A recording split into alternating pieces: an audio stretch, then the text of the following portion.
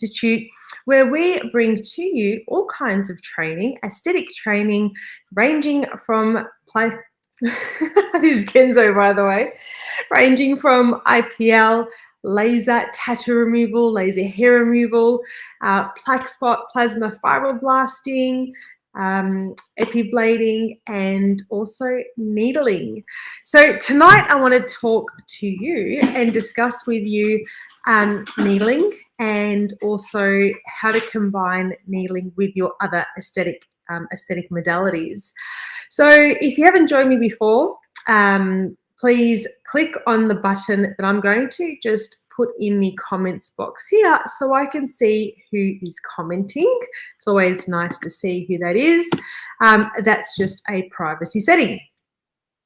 All right, so I think so many people are interested in all different types of traumatic treatments that then, obviously stimulate, the fibroblast, collagen, elastin, and your glycosaminoglycans, and, collagen induction, essentially, whether it's through thermal injury or mechanical injury. But today, specifically, I want to speak to you about mechanical injury via needling, and a couple of different things it actually does in our skin that you may or may not be aware of. I also want to discuss about preparing skin with needling, and then, like I said earlier, how do you combine it with your other modalities that you've got? So it could be IPL, it could be radio frequency, it could be with epiblading, LED, and the likes. If you have any questions, please post them in the actual comments box there. And I can see some of you have said hello, so hello, but I can't see who you are unless you click on that link. So I don't know who you are, but hello. So yes, please click on that link so I can see who it is. Hello, yeah, Agman. Oh, I don't know who you are. I'll see you in the comments later, but that's so sweet. That's gorgeous. All right, so let's first talk about the fundamentals of needling and what needling actually does. So at a really, really basic level, needling basically is going to optimize cell functionality. So it'll make your cells, your skin cells, work the way they're supposed to. And we do that by creating micro trauma.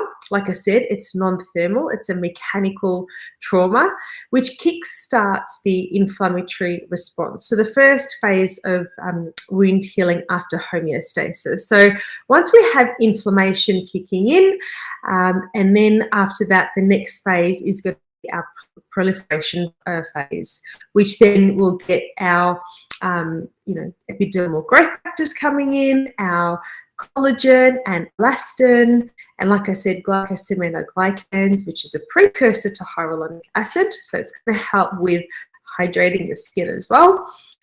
Once the proliferative phase kicks in, we then have maturation. So the proliferative phase can last roughly 28 days, but peaks between day 4 and day 10, and slowly it tapers and peters off at around day 28. Then we have that maturation of the collagen fibers where they start cross-linking, and collagen then becomes a bit more better quality. It's formed and laid in a nice methodical manner rather than not what's the word I'm looking for? I'm stuck for the word. Anyway, so it gets laid down in a more methodical manner. So they're the three main phases of the wound healing, and that's essentially what what needling does. The other thing that you might not be aware of is when we needle, you get something called transformative growth factors. You got beta 1, beta 2, and beta 3. Beta 3 is the most important one because that's what actually starts to stimulate, or it sends off and it releases your collagen that doesn't produce scarring. So it's a good type of growth factor, beta 3, and that's what we're wanting, in terms of a good quality collagen that's not going to be fibrotic in any manner, and that's released at between day 4 and day 10. That's when it peaks. The other thing that is actually released is interleukin 10. Now, I'm going to bring some notes up just so I can read from that, because I'd hate to give you misinformation or send out the wrong information. And if you've just joined me, hello. Hello, Elise Marie. We've got Vanessa there, Shani. Difference between a mechanical and thermal. Great question. So very quickly, the difference between mechanical and thermal. Mechanical trauma is actually causing a mechanical wound where thereby there's no heat associated with it. So to give you another example is your 1064 Q-switch laser, where it's delivering a photoacoustic principle rather than photothermal. So there's no heat associated, there's no heat shock protein being stimulated. So it's actually a mechanical injury. On the other hand, thermal injury is where there's actually heat associated. So we're actually delivering heat into the skin and we're causing trauma via heat. And an example of that could be radio frequency, IPL, laser genesis, so 1064 but long pulse, which is delivered over 300 microseconds. So it's creating a thermal injury as opposed to mechanical. So that's the main basic differences. Okay, so here we go. So let's just, all right. So with your interleukin 10, it is actually it's anti-inflammatory, and it naturally stimulates your hyaluronic acid, and it actually supports transforming growth factor beta 3. So they go hand in hand, quite together. The more beta 3 there is, the more regeneration that's actually going to happen. Now, why is interleukin 10 important? It's actually important when it comes to pigmentation. So let me just read this sentence to you. So needling is able to regulate abnormal pigmentation. So whether it's sun-induced or whether it's hormonal pigmentation or post-inflammatory hyperpigmentation. And it does that by altering the secretion pattern of melanocyte-stimulating hormone, MSH, and also interleukin 10. So, and that's upregulated at 2 weeks post-treatment. So our interleukin 10 is actually upregulated for that 2-week period. Melanocyte stimulating hormone appears to be downregulated, on the other hand, for the 2 weeks after needling. So we're getting anti-inflammatory interleukin 10, which is anti-inflammatory, being stimulated, whilst our melanocyte stimulating hormone is actually downregulated. And melanocyte stimulating hormone is just another pathway of stimulating melanin. And of course, there's other ways too, but that's one of the ways. Additionally, needling causes epithelial thickening. It decreases in epithelial melanin pigmentation, and it does that by decreasing the density and the size of those melanin granules. And that's why when you actually start needling, you'll find that tone, so the pigmentation, starts to actually even out, and you get an improvement in the skin radiance and also the luminosity of the skin, and you're getting downregulation of that pigmentation, and like I said, the size of the melanin granules. Additionally, we get densification of the epidermis collagen and traces of basement restoration. So not only are we getting better, tone clarity, you're actually getting thickening of the skin where we want it to in that dermal layer. So increases in interleukin 10, which is a cytokine, is a potent anti-inflammatory, and that plays a central role in limiting host immune response pathogens. Now, the thing here is whilst needling on its own is amazing at optimizing cell functionality, at increasing your fibroblast, and increasing as well as the cytokines and all the things that I spoke about. So whilst it's okay on its own, it's even better when you combine it with both LED because as you all know, I love LED. And what it's going to do is LED increases your ATP, so cellular energy in the mitochondria. So making sure that the cell can do what it's supposed to do, which is generate all of these good cytokines and growth factors and so forth. The other thing you need to be doing is telling your clients to utilize a topical vitamin A and a vitamin C. Because on its own, like I said, needling's great, but vitamin A used for prepping and maintenance after needling caused almost 4 times greater thickening of the skin. 4 times. So if we can get even better collagen restoration or collagen stimulation, then why wouldn't you? And then we're going to multiply that by 4 times if we use vitamin A and also vitamin C as well. So we're giving the skin the foundation or the building blocks that it requires to actually stimulate the collagen, basically, or fibroblast production.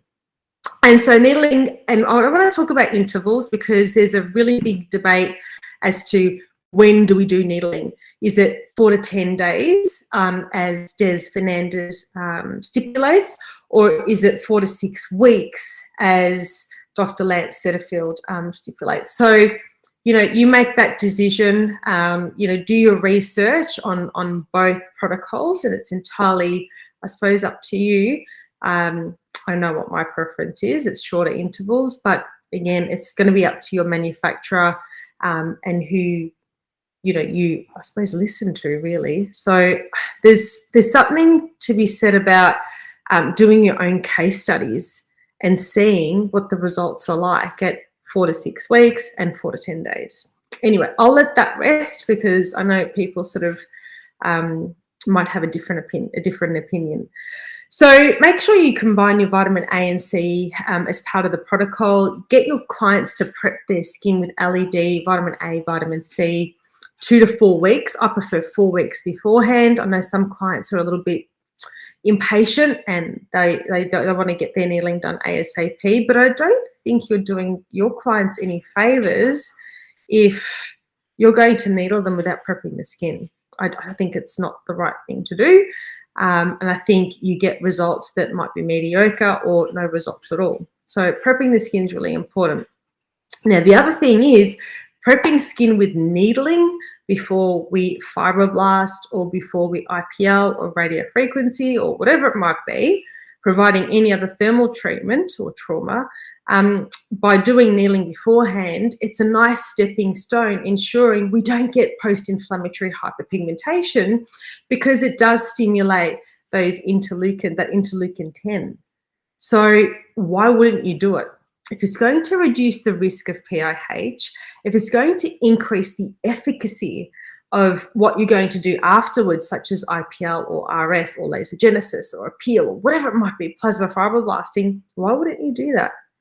And it's not about making more money, it's about doing the right thing by the client. And then what happens is your clients trust you and you make more money, right? So it's a win-win. All right, let's have a look at some of your comments. Siani, great question. Which would provide more collagen production? Don't be sorry.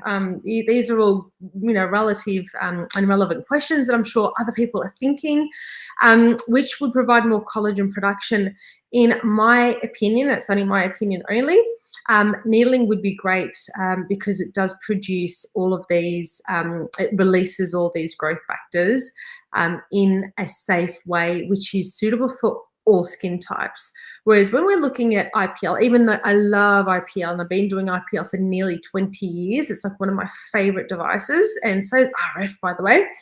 But with your IPL and RF, there's going to be an element of you need to be very careful with, you know, darker Fitzpatrick's. So skin type 3 and above, you definitely have to be careful of because there's going to be more absorption via the melanin.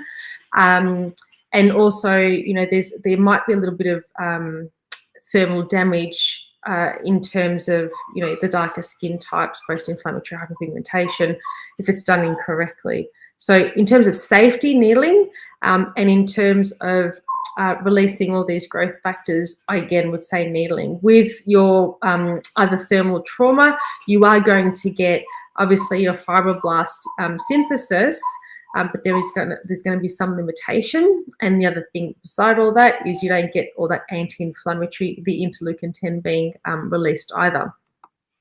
All right, so let me hide that.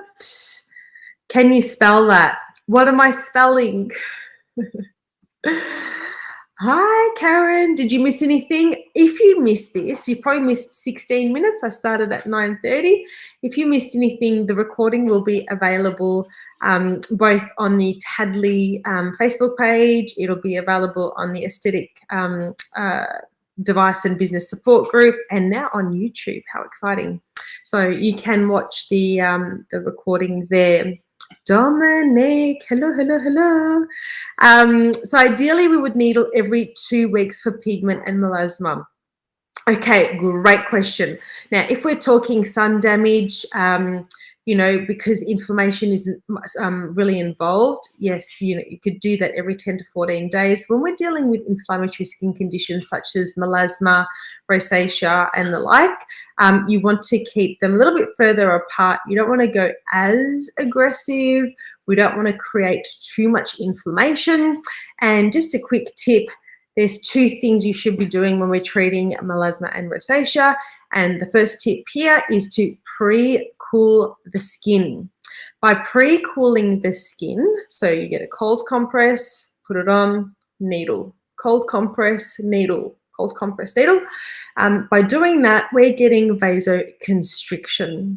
And so we're not then obviously creating far too much damage and too much inflammation. Secondly, I normally say you combine LED with IPL, and you would do LED first, namely the 633 nanometer wavelength. In this instance, I would say to you, do your LED, and if you've got, you know, 810, 830, what is it? No, 830 nanometers. 810 is diode laser, sorry, 830 or 833 nanometers. You'd be doing that. If you have green LED, I would also be doing green. And if failing all of that, if you only have red, I would do red LED post, you know, needling treatment for pigmentation and, not pigmentation, for melasma and rosacea. While I've got you on the topic of rosacea, needling also stimulates, vascular endothelial growth factors. And so your endothelial is your inner lining of your capillary wall. And so if we're strengthening our capillaries, it actually then will cause angiogenesis, and we get, you know, great results with your rosacea. So just a quick tip there. So you're wanting to calm the skin, cool the skin as much as possible when we're treating inflammatory skin conditions. Okay, how many treatments to treat dense skin around the chin? Are you talking about glycation? So dense skin around the chin, well, it depends what it's caused by, right? With needling, we always say roughly, and it's going to be like how long is a piece of string? And I'll tell you why. How long a piece of string is because it depends on their immune system. It depends whether they're a smoker. It depends on their diet and lifestyle. It depends if they're doing the right thing by ingesting your essential fatty acids, your zinc. A new one that I'm starting to really love is your NAC, N-A-C. And then are they taking NAC to optimize cell function? Are they putting on ribose, which is in our vitamin C? Ribose is going to help ATP production. So are they doing all these things? So how long is a piece of string? There's so many variables, but let's just say it's roughly, you know, anywhere from say 6 to 8 treatments, depending on the thickness of the skin, depending on how well they've prepped, and depending on their age. I'm not giving you a clear and precise spot-on answer because there isn't one. When we're dealing with clients, we always just say, look, you're looking at roughly 6 to 8 is probably the upper end. But realistically, it might be anywhere from 4 to 8 or even less, actually. Just depends. Okay, What's the science? What are you saying, Dominique?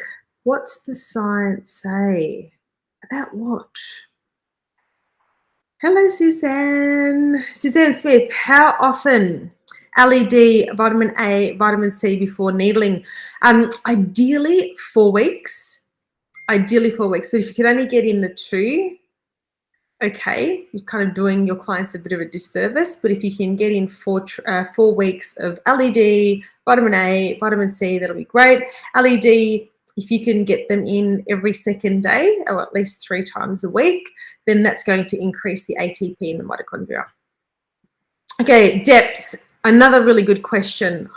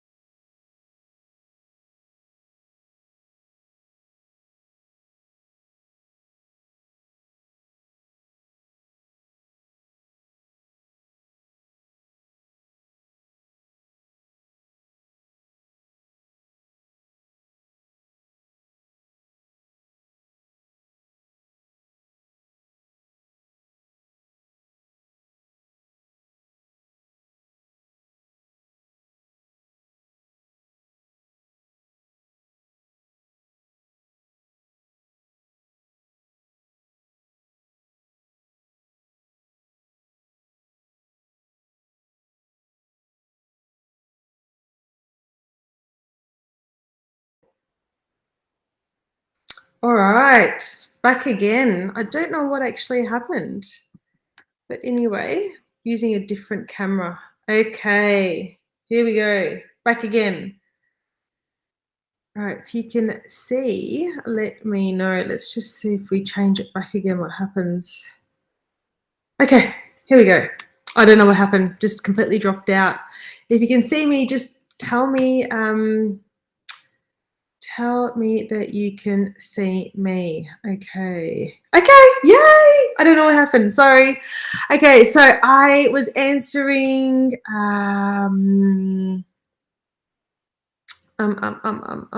hold on, where are we? LED, depths. Dominique, you were asking about depths. This is a bit of a tricky one. Once again, it depends on, when we get bleeding. So if at, 0.5 you get bleeding, then, we're getting the release of the platelets and so forth and those not growth factors, but the platelets, which then cause that cascading effect. But sometimes you might get skin, where at 0.5 you don't get bleeding. You might need to go to 0.75. If not, you might need to go to 1 or more. So that's one thing. The other thing is it depends on your device. I've got about 3 or 4 different devices that I use, and for whatever reason, 1 mil on one device isn't quite 1 mil on another device. So again, it's going to vary, and I don't know why that is. 1 mil should be 1 mil really, but essentially it's your clinical endpoint. When we're looking at collagen induction, it's going to be when you get bleeding. Hopefully that makes sense. There's quite a few comments. Let me just skim through. Can we do needling then RF? Okay, let us go into combining modalities, and we're already running out of time. Wow. Okay, so when you're doing needling and you want to combine it with radio frequency, or you want to combine it with, let's say, laser genesis with your 1064 long pulse, or you want to combine it with IPL, you're always going to do needling last. So you'll do your LED first, followed by your needling. Followed by your thermal treatment, followed by needling right at the end. Of course, you can't put anything post, no conductive gel, no RF gel, whatever it is, after you do needling. So it has to be the very last thing. In addition to all of that, when we create this thermal trauma, we're getting vasodilation. And so when you get vasodilation, your clinical endpoint is going to actually occur so much more easier when those capillaries are dilated. And remember, clinical endpoint is that pinpoint bleeding or your petechiae. So hopefully that makes sense. Can we do RF needling to bring down skin density around the chin? This skin density is a little bit sort of, I suppose, vague, because it depends. Why do they have skin density there, and what does it look like? Maybe you can send me a picture and we can have a look at what it is exactly that you're referring to.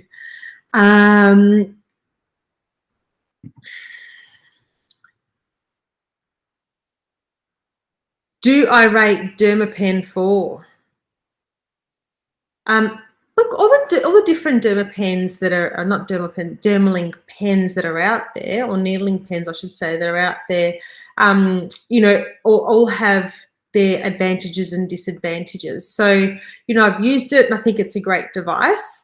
Obviously, you know, there are lots of other devices out there on the market too. It's very hard to say, do I rate it? And I kind of don't, I keep my opinions to myself a little bit in a way. I just always say, look for a pen that's going to give you support, look for a pen that's going to give you the marketing support, the educational support, and also has high oscillation when it comes to the pen itself.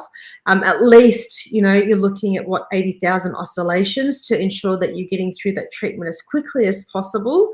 And it's not necessarily the case of the more needles you have in the cartridge, the better too. So sometimes a lot of people think more is better. It's not. It's, for me, it's the oscillation rate. So when you come to move, you're not dragging or ripping the skin in any way. And looking for something that has the little, you know, the scalloped edges. So not all your product is going up in the pen. So if you've got the scalloped edges, it stops that backflow from actually occurring. If you've got something that is cordless, I prefer cord myself, because that way I never run out of power. But if you've got cordless, make sure that your device comes with several batteries. No smoking, it's just thick skin on the chin. So from smoking, well, if they're a smoker, I wouldn't be needling them anyway. So just be careful of that. Hi, Maisa. Sorry, going through all the messages. No picture, no sound. I'm here, I'm back. Okay, what is the correct way to needle? What direction? I've been shown in so many ways. How many ways are there to skin a cat? Okay, my personal preference is cross-hatching. I know there are some manufacturers who will actually teach in circular motion. I'm not a fan of that, but that's your personal preference. It's entirely up to you. But I do like to do my cross-hatching where I'm, you know, going one way, so horizontally, then vertically, then it's the in the diagonal. So basically, it looks like an asterisk, if that makes sense. Up, down, like across, and then the other way, and then you've got 4 passes. And then where I've got problematic areas, I'll actually hold the device there for a few seconds just to really get nice and deep and get more micro injuries happening in that area. So it's called, you know, stamping. So you can do the stamping. So me, I prefer cross-hatching. I feel like there's more consistency. I feel like that everywhere I'm doing it, it's getting definitely 4 passes. It eliminates track marks as well.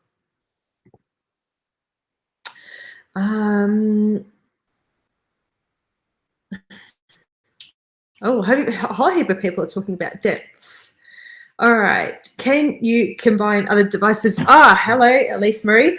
Can you combine other devices with other needling with other devices? 100% yes. And like I said, you know, with your needling, you'll probably end up getting to the papillary layer, which is here.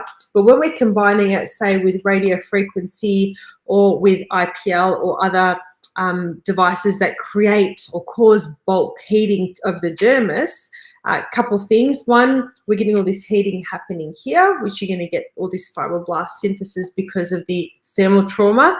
And then we get the mechanical trauma, but we're actually getting several different depths of penetration. So yes, you can combine it. Would you combine it from their first treatment? No way. You'd always do your baseline. So I'll always needle someone, do a couple of treatments, see how I go, do my IPL or RF or whatever it is, see how I go. If the skin tolerates both treatments, not together, then my next treatment will combine it, but always at lower settings and work your way up nice and gently. Do we need to achieve pinpoint bleeding? Well, it depends what you're trying to do. Inflammatory skin conditions, not necessarily.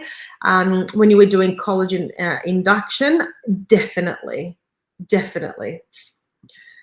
Other than LED, anesthetic cream. Okay, Eva. Hi, how are you? So with anesthetic cream, because of the regulation, we're not allowed to supply or apply the anesthetic for the client. However, the clients can apply their own anesthetic. That aside, my preference is no anesthetic, because most anesthetics end up causing vasoconstriction, which means you're limiting the amount of pinpoint bleeding. So if you can actually get away without anesthetic, do so. Some people are just very, very sensitive and they need the anesthetic. Make sure you speak to your compounding pharmacist and ask them to prescribe, the client rather should be asking for a anesthetic that does not cause vasoconstriction. And just so you're aware, lignocaine does. So you stay away from that, which is found in EMLA and also in, what's the other one? Numit. So stay away from that, because they actually cause vasoconstriction. Rachel, last question, because we've run out of time.